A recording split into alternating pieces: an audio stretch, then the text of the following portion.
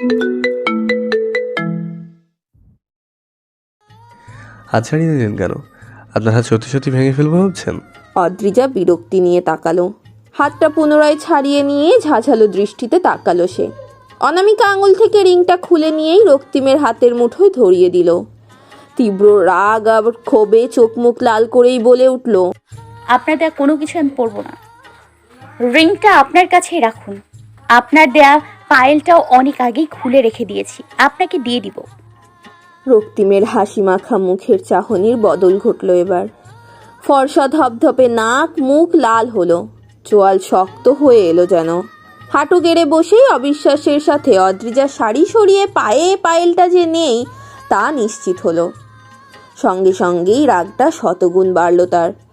অদ্রিজার থেকে কিছুটা দূরে সরে এসেই ছাদের রেলিংটায় জোরে সরে একটা ঘুষি মারল।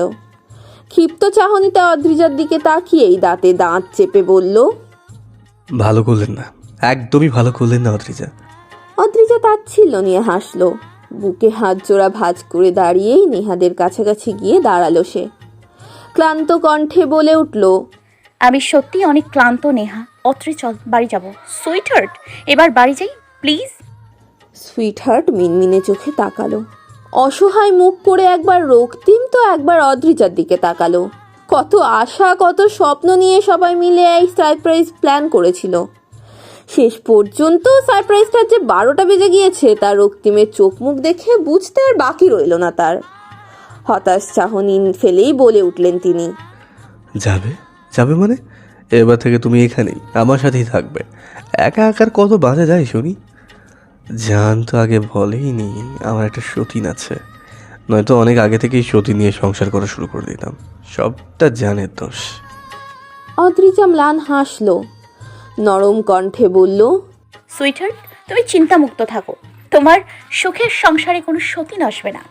সতীন নিয়ে জ্বালাময় সংসারও করতে হবে না তোমায়। তোমার জানের সাথে আমার ডিভোর্স হয়ে যাবে কয়েক মাস পর। অদ্রিজার অপ্রত্যাশিত কথাটাতেই রাগটা এবার ফুলে ফেপে উঠল রক্তিমের। চোখে মুখে এক ভয়ঙ্কর চাহনি, কপালের রগটা ইতিমধ্যেই ফুলে উঠেছে। লাল রক্তিম চোখ জোড়া নিয়ে একবার অদ্রিজার দিকে তাকিয়েই হনহনিয়ে এগিয়ে এলো সুইটহার্টের কাছে। গম্ভীর তীক্ষ্ণ গলায় স্পষ্টভাবে বলে বসলো, সুইটহার্ট, এখানে কিচ্ছু হবে না। সবার খাওয়ার ব্যবস্থা করো গিয়ে। আমার জন্য এক মগ কফি পাঠিয়ে দিও, খাবো না আমি। হ্যাঁ অদ্রিজা। অদ্রিজা মাথা তুলে চাইল। রক্তিমের লাল রক্তিম চোখ জোড়ার দিকে তাকিয়েই মুহূর্তে শিউরে উঠল সে। গম্ভীর চোখে মুখে তাকিয়ে থাকার মাঝেই রক্তিম বলল, আপনি এই বাসাতেই থাকবেন, বের হবেন তো পাক কেটে রেখে দেবো বলে দিলাম। মাইন্ডেড। আমাকে এর থেকে বেশি লাগালে ফল কিন্তু ভালো হবে না, আমি আগে থেকেই বলে রাখছি। অদ্রিজার স্পষ্ট জবাব। কি করবেন? মেরে ফেলবেন? আপনার কাছে থেকে যেটুকু নিশ্চয়তা থাকবে তার থেকে একটা উম্মাদের সাথে থাকলেও বেশি নিশ্চয়তা থাকবে রক্তিম। কি কথার ধরন, ছি! রক্তিম ভ্রু কুচকালো। অদ্রিজার মুখের দিকে কিছুটা ঝুঁকতেই চুলগুলো ঝুঁকে পড়ল কপালে। অদ্রিজার হাত জোড়া খামচে ধরেই ক্ষোভ নিয়ে বলে উঠল, যদি নিশ্চয়তা নাও থাকে তবুও আপনাকে আমার সাথেই থাকতে হবে। মানলে ভালো, আর না মানলে সেটা আপনার বিষয়। আবার মুডটাই নষ্ট করে দিয়েছেন আপনি। ডিসগাস্টিং। কথাগুলো বলেই অদ্রিজার হাত জোড়া ছেড়ে দিয়ে চলে গেল রক্তিম। চোখে মুখের সেই তীব্র রাগের আকস্মিক আক্রমণে শিউরে উঠল অদ্রিজার প্রাণ। একটু বেশি কি করে ফেলেছে সে রক্তিমের সাথে? মস্তিষ্ক বলল না, আত্মসম্মান নিয়ে এটুকু করা অন্যায় নয়।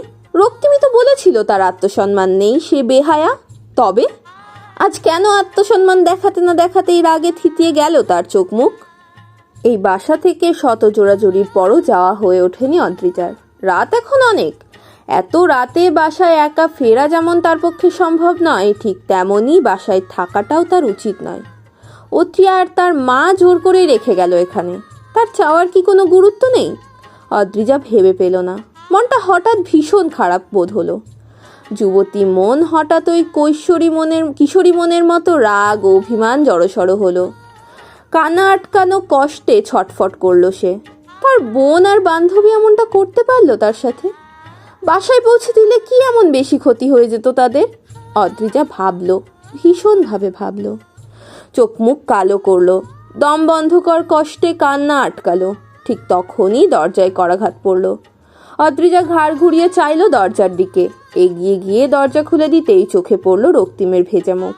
চোখ জোড়া এখনো আগের মতোই লাল টকটকে, কপালে কপালে ভাঁজ, মাথার কালো চুলগুলো ভেজা, মুখের খোঁচা খোঁচা দাড়িগুলোতেও জলের ছিটে ফুটে। অদ্রিজা এক নজর চেয়ে থেকেই গম্ভীর কণ্ঠে শুধালো, কি সমস্যা? এত রাতে আমার রুমের দরজায় নক করছেন কেন? আশ্চর্য, ঘুমের মধ্যে বিরক্ত করবেন না। রক্তিম ম্লান হাসল। ভেজা চুলগুলো হাত দিয়ে পেছনে ঠেলে লম্বা দীর্ঘশ্বাস ফেলল। ঠোঁট চেপে বলল, এটা আমার রুম। আপনার রুম হলো কবে থেকে? অদ্রিজা নড়ে চড়ে দৃষ্টি ফেলল রুমে। হবে হয়তো রক্তিমের রুম। এভাবে হুট করে নিজের রুমে বলে দেওয়া উচিত হয়নি তার। কাপা গলায় বলল সে, সুইট হার্ট বলেছে এটা আমার রুম, জিজ্ঞেস করুন গিয়ে। জিজ্ঞেস করা দরকার নেই, বিশ্বাস করি আপনাকে। কিন্তু আমি আপনাকে বিশ্বাস করি না। এটা যে আপনার রুম তার কি প্রমাণ আছে বলুন? রক্তিম ক্লান্ত চাহনিতে তাকালো। বুকে হাত গুজিয়ে দাঁড়িয়ে চোখ দিয়ে ইশারা করলো পেছনে তাকাতে। সঙ্গে সঙ্গে অদ্রিজা পেছন ফিরে চাইল। খাটের পাশেই টেবিলটার উপর রাখা ছবিটার ফ্রেমের ভেতর সুইট হার্ট আর রক্তিমের হাস্যোজ্জ্বল চেহারা। রক্তিম তখন অল্প বয়সী তরুণ বোধ হয়। হ্যাংলা পাতলা শরীর, পরনে একটা টি শার্ট, টেরা বেঁকা দাঁত কেলানো সেই হাসিটা মুখে, পাশেই সুইট হার্টের মিষ্টি মুখখানা। অদ্রিজা হতাশ হয়ে ছবিটা খুব ভালোভাবে পর্যবেক্ষণ করলো। রক্তিমের দিকে ছোট ছোট চোখ করে তাকাতেই রক্তিম ক্লান্তি নিয়ে বলল, প্রমাণ পেয়েছেন? আমি ক্লান্ত। আপনি হয়তো আমার থেকেও বেশি ক্লান্ত। তবে আমার এই মুহূর্তে ঘুমের প্রয়োজন। Please side. অদ্রিজা সরল চাপা কণ্ঠে বলল। তাহলে আমি কোথায় ঘুমোবো? আমারও ঘুম পাচ্ছে। রক্তিম ভ্রু কুচকালো। অদ্রিজার দিকে তাকিয়েই বিরক্তি সহিত বলে উঠল, প্রথমত আপনি আমার মুডটাই চেঞ্জ করে দিয়েছেন। দ্বিতীয়ত বাচ্চাদের সাথে কেক মাখামাখি হইচই করে ক্লান্ত আমি। এসব কিছু আপনার জন্যই অ্যারেঞ্জ করা হয়েছিল। আপনি তো ভেস্তে দিলেন। সমস্যা নেই, আমার পিচ্চিরা অল টাইম থাকে আমাকে খুশি রাখার জন্য। তাদের সাথে এতক্ষণ সময় কাটিয়ে এখন বোধহয় আমার ঘুম প্রয়োজন, তাই না? আপনি প্লিজ এখন এই নতুন নাটক শুরু করবেন না অদ্রিজা। অদ্রিজা তৎক্ষণাৎ রাগলো। রাগে চোখ মুখ আগুন করেই ঝাঝালো কণ্ঠে বলল, নাটক? এটাকে আপনার নাটক মনে হচ্ছে রক্তিম? এটার মতো সিরিয়াস ইস্যু আর হতে পারে? আমি আপনার সাথে এক রুমে কেন থাকবো? আশ্চর্য। রক্তিম মাথা চেপে ধরল, দাঁতে দাঁত চেপেই বলল, স্টুপিড! আপনি আমার সাথে এক রুমে থাকেন? কি হলো, থাকেননি? বলুন। অদ্রিজা স্পষ্ট জবাব দিল, থেকেছি, তখন তো সেই চুক্তি অনুযায়ী থাকতে বাধ্য হয়েছিলাম, এছাড়া কিছুই নয়। এখন তো সেই চুক্তির দায়বদ্ধতা নেই। আপনি সেই দায়বদ্ধতা থেকে আমায় রেহাই দিয়েছেন। রক্তিম কঠিন চাহনিতে তাকালো, শক্ত গলায় বলল, শুধুমাত্র দায়বদ্ধতা? আরও কিছু ছিল তো? সেসবের সমাপ্তি ঘটিয়ে দিয়েছেন। আসলে ভালোবাসা বলে কিছু হয় না। আমি ঠিক ছিলাম। অদ্রিজা স্পষ্ট গলায় বলল, ঠিক, ভালোবাসা বলে কিছুই নেই, সবটা বাহ্যিক। রক্তিম ঠোঁট টিপে হাসল অদ্রিজার কথাগুলো শুনে। মাথার চুলগুলো হাত দিয়ে হালকা ছাড়া দিয়েই বলে উঠল, ভালোবাসা আপাতত বাদ। চুপচাপ ভালো মেয়ের মতো আমার পাশে এসে ঘুমিয়ে পড়বেন। অনেক রাত হয়েছে, সুইটার বোধ হয় জেগে নেই, আর অন্য রুমগুলো পরিষ্কার নেই, সো এখানেই ঘুমোতে হবে। অদ্রিজা শক্ত কণ্ঠেই বলল। ঘুমাবো না। রক্তিম কড়া চাহনিতে তাকালো, কপাল কুঁচকেই বিরক্তি নিয়ে বলল, কেন, কি সমস্যা? অদ্রিজা অস্ফুট স্বরে বলল, ওই যে আত্মসম্মান, আপনিই তো বলেছিলেন বেহায়ার মতো আপনার পেছনে পড়ে আছি। রক্তিমের চোয়াল শক্ত হয়ে এলো। অদ্রিজার দিকে তাকিয়েই ছোট শ্বাস ফেলে বলল, ভুলগুলো কি আমার ছিল আদেও অদ্রিজা?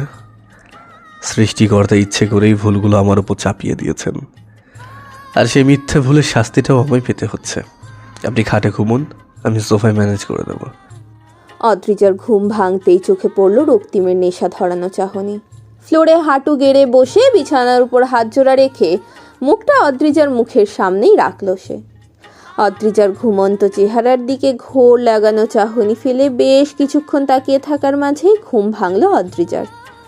চোখ মেলে রক্তিমকে এভাবে তাকিয়ে থাকতে দেখেই বিব্রত হলো সে। বার কয়েক চোখ ঘুরিয়ে এদিক ওদিক তাকিয়ে উঠে বসলো এবার। কপালে সূক্ষ্ম ভাঁজ ফেলে এলোমেলো চুলগুলো খোপা করতে ব্যস্ত হয়েই বলে উঠল সে, কি সমস্যা? এভাবে তাকিয়ে আছেন কেন আপনি? রক্তিম ঠোঁট টেনে হাসলো। হাত জোড়ার উপর মুখটা ভর দিয়ে রেখেই বলল, পর নারীর দিকে তাকিয়ে আছি নাকি? নিজের স্ত্রীর দিকে তাকানোর অধিকার নেই নাকি আমার অদ্রিজা? অদ্রিজা চাহনি কঠিন করলো। কাট কাট চাহনি ফেলে রক্তিমকে দেখে নিয়েই শক্ত গলায় বলল, না নেই, আমি আপনার পরিচিত কেবল, স্ত্রী নই, মনে নেই? রক্তিমের চাহনি এবার থমকালো। হাসি চকচক করা মুখটা এবার কিঞ্চিত গম্ভীর্য ফুটল। ঠোঁটে ঠোঁট চেপে কিছুটা সময় চুপ থেকেই কৃত্রিম হাসল সে। অদ্রিজার দিকে তাকিয়েই বলে উঠল, মনে থাকলেই বা কি, এখন আপনি আমার স্ত্রী, আর স্ত্রী তো পরিচিতই হয়। অপরিচিত কেউ হুট করে স্ত্রী হতে পারে? তাই কেবল পরিচিত বললেও সমস্যা নেই, আপনি আমার পরিচিত এবং স্ত্রীও। অদ্রিজা খাট থেকে নেমেই উঠে দাঁড়ালো। ভ্রুজোড়া কুচকে নিয়েই বলে উঠল, কিসের স্ত্রী? কে স্ত্রী? আমি আপনার স্ত্রী নই। আপনার আমার বিয়েটা জাস্ট চুক্তি ছিল। আপনারও চুক্তি অনুযায়ী শর্ত পূরণ হয়েছে, আমারও সেম সেম। কয় মাস পর ডিভোর্স পেপার সাইন করলে সেই চুক্তির বিয়েরও কোনো অস্তিত্ব থাকবে না, মনে রাখবেন। রক্তিম চোখ মুখ শক্ত করলো। চোখে মুখে টান টান কঠিন চাহনি নিয়ে অদ্রিজার দিকে তাকিয়েই উঠে দাঁড়ালো। চোয়াল শক্ত করে অদ্রিজার দিকে কিছুটা ঝুঁকতেই অদ্রিজা কপাল কুঁচকালো। রক্তিম বাঁকা হাসলো। হাত জোড়া অদ্রিজার দুই পাশে দেয়ালে রেখেই অল্প দূরত্বে আবদ্ধ করলো অদ্রিজাকে। ভ্রু নাচিয়ে বলল, কি মনে রাখবো? একবার বলুন প্লিজ। অদ্রিজা কুচকানো ভ্রু নিয়ে সেভাবেই তাকিয়ে থাকলো। আকস্মিকভাবে রক্তিম কাছে চলে আসার অস্বস্তিতে তেতো হয়ে আসলো তার চোখ মুখ। রক্তিমের দুই হাতের মাঝে ওইটুকু জায়গায় হাঁসফাঁস করতে করতেই কণ্ঠে ঝংকার তুলে বলল, কি হচ্ছে কি এসব? সরে দাঁড়ান। অদ্রিজা বিরক্ত হলো।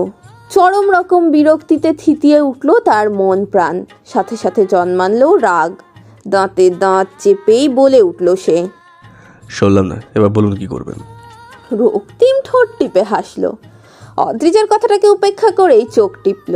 মাঝখানের কয়েক ইঞ্চির দূরত্বটাও মিটিয়ে নিতে লাগলে অদ্রিজা হাত জোড়া দিয়ে রক্তিমের বুকের উপর ভর করে রাখলো, যাতে রক্তিম এগিয়ে আসতে না পারে। তা দেখেই হু হা করে হেসে উঠল রক্তিম। অদ্রিজার থেকে বেশ কিছুটা সরে গিয়েই হাসতে হাসতে বলে উঠল, প্রতিরক্ষার পন্থাটা কিন্তু দারুণ ছিল, কিন্তু রক্তিমের কাছে এই পন্থাটা কিছুই নয়। আপনি বৃথা চেষ্টা করছিলেন আর কি। তবু আপনাকে এসব নর্মাল প্রতিরক্ষার পন্থা অনুসরণ করলে চলবে না অদ্রিজা। রক্তিম থেকে নিজেকে বাঁচাতে হলে আরো কঠিন কঠিন পন্থা বেছে নিতে হবে, নয়তো নয়তো শুরুতে আসলে সবটাই মেটাতে হবে আপনাকে। বলেছিলাম না মিসেস মাহমুদ। অদ্রিজা জ্বলে উঠল। মন মেজাজ সব বিগড়ে গেল কয়েক মুহূর্তে। চোখ জোড়ায় চরম বিতৃষ্ণার ক্ষোভ নিয়ে রক্তিমের দিকে এমনভাবে তাকালো যেন এক্ষুনি পারলে এক্ষুনি শেষ করে ফেলতো এই লোকটাকে। কিন্তু তা বাস্তবে সম্ভব হলো না। শক্ত কণ্ঠেই নজরটা আরো জ্বলন্ত করে তুলে বলে উঠল, এসব নাটকের কি মানে রক্তিম? আপনারই মনে হচ্ছে আমি আপনার স্ত্রী, আবার কিছুক্ষণ পর আমি কেবলই পরিচিত, তাই না? যেখানে বিয়ের শুরুতেই ডিভোর্সের জন্য অ্যাপ্লাই করে নিয়েছেন, সেখানে আবার মিসেস বলছেন কোন অধিকারে? কয় মাস পর আপনি আপনার জায়গায় আর আমি আমার জায়গায়। তাই বলছি, নতুন করে এসব ড্রামা করবেন না, একদমই না।